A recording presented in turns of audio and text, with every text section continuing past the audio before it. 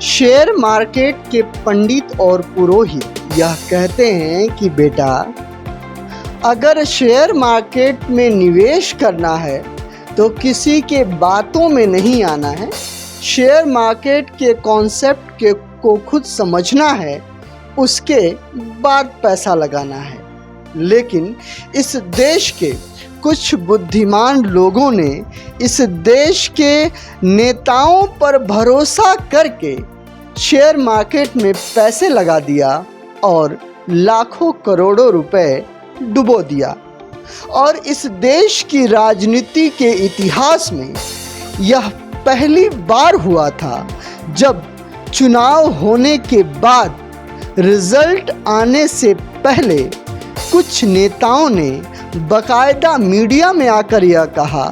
कि रिजल्ट आने के साथ ही शेयर मार्केट अपने रिकॉर्ड ऊंचाइयों को छूने वाला है। तो इसलिए जिसको पैसे लगाना हो वो लगा दे। नमस्कार, this is SK Singh, the people YouTube channel के मोह माया प्रोग्राम में आपका बहुत बहुत स्वागत है।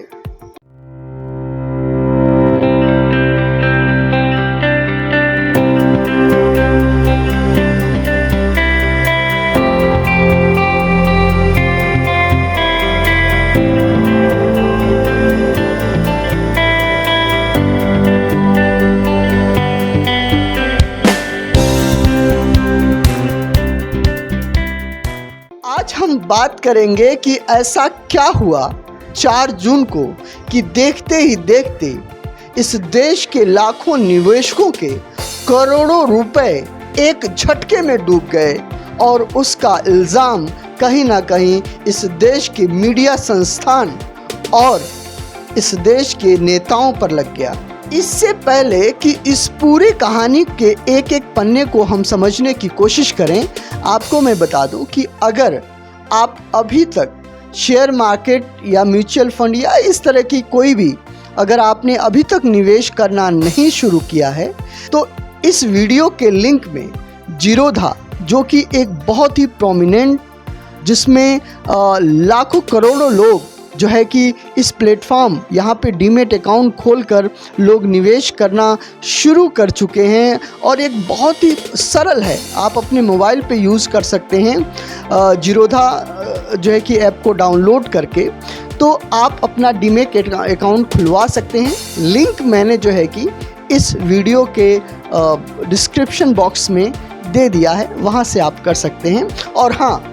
अभी तक आपने अगर इस चैनल को सब्सक्राइब नहीं किया है तो कर लीजिए, क्योंकि share market, mutual fund, insurance, ऐसी तमाम पर्सनल फाइनेंशियल प्रोग्राम्स हम इस प्रोग्राम में जो है कि लेकर आने वाले हैं, जिससे कि आपको अपनी पर्सनल फाइनेंशियल प्लानिंग में जो है कि वो हेल्प मिलेगी। तो आइए हम वीडियो में आगे बढ़ते हैं। तो मैं जिक्र कर रहा था कि जैसे ही इस देश का लोकसभा चुनाव खत्म हुआ 7वें चरण का, और उसके बाद एग्जिट पोल जिस तरीके से आए और उन्होंने बीजेपी और एनडीए को 350 से लेकर 400 पार तक के आंकड़े दिखाना शुरू किए, ऐसे ही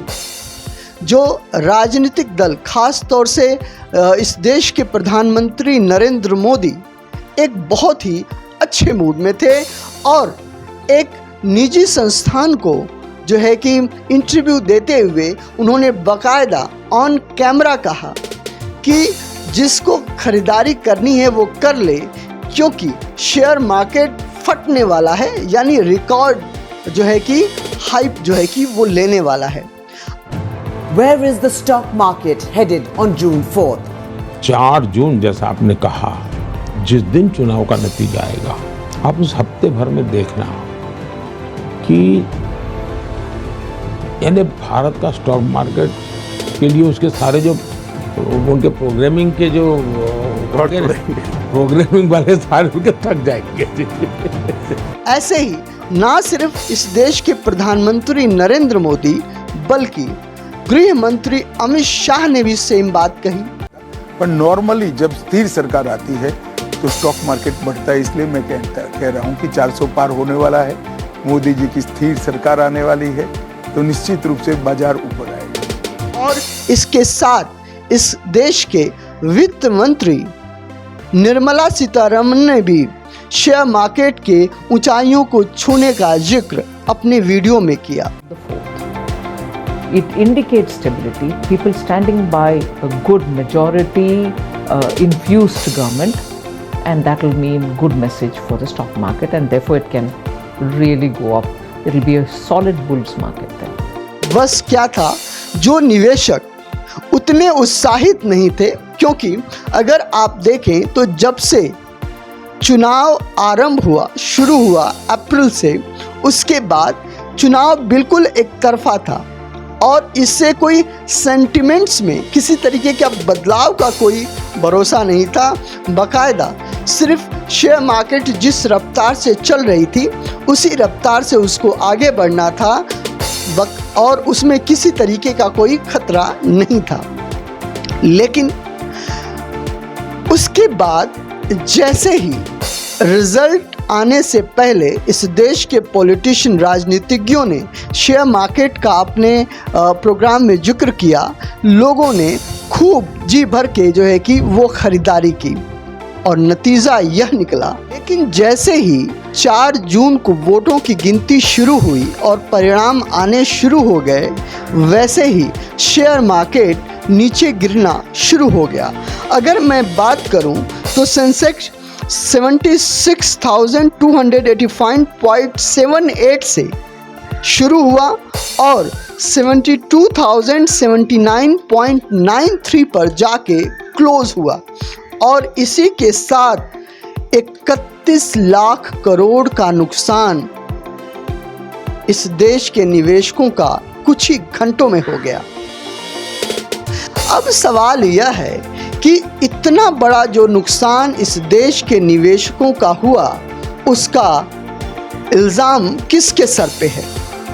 अगर आप बात करें, अगर मैं कहूं कि अगर आप यह दोष नरेंद्र मोदी या अमित शाह या निर्मला सीतारमण पर दें तो यह सही नहीं होगा, क्योंकि सवाल तो उन निवेशकों का है। क्योंकि आप देखेंगे कि जो पॉलिटिशियन की अपनी भाषा होती है या उनका जो अपना आग्रह होता है, वो हमेशा ही ना चाहते हुए भी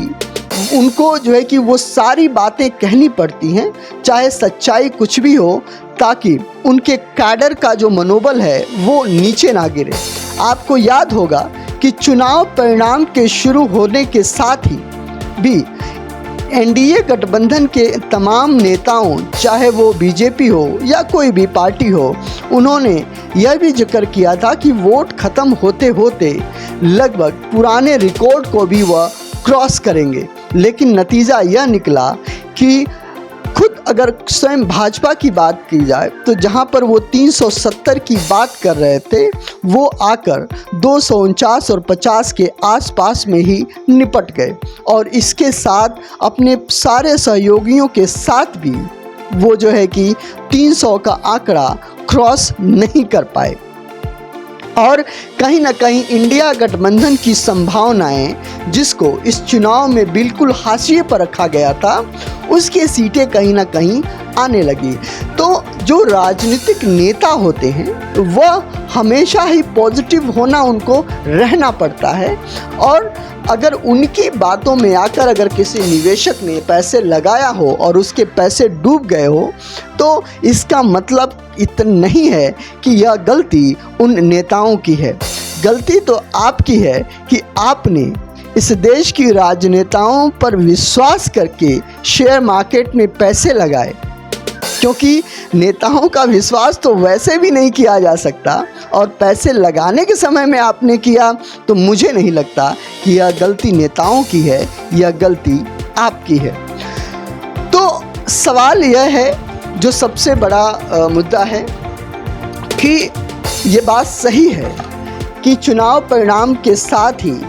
लोगों के सेंटिमेंट्स ऊपर नीचे होते हैं और जिसका फ़ायदा इस देश के निवेशक उठाते हैं, लेकिन यह उनकी अपनी समझ के अकॉर्डिंग होता है। अगर आप इस देश के राजनेताओं पे, चाहे वो नरेंद्र मोदी हों, चाहे वो राहुल गांधी हो या अखिलेश यादव हो, अगर इनके बातों पर आप विश्वास करके अगर आप अपने डिसीजन शेयर मार्केट में निवेश करने से पहले ले रहे हैं तो यह कभी भी बहुत ही घातक और ख़तरनाक साबित हो सकता है। तो सारी बातों का एक बात है कि अगर आप शेयर मार्केट में निवेश करना चाहते हैं तो आपको इसके फंडामेंटल्स को समझना पड़ेगा,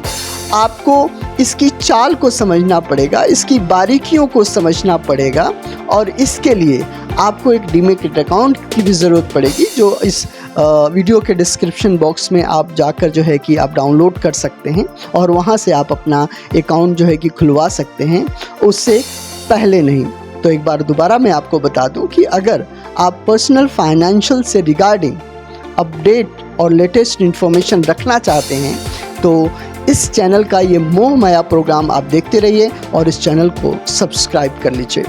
आज के प्रोग्राम में बस इतना ही। नमस्कार, जय हिंद।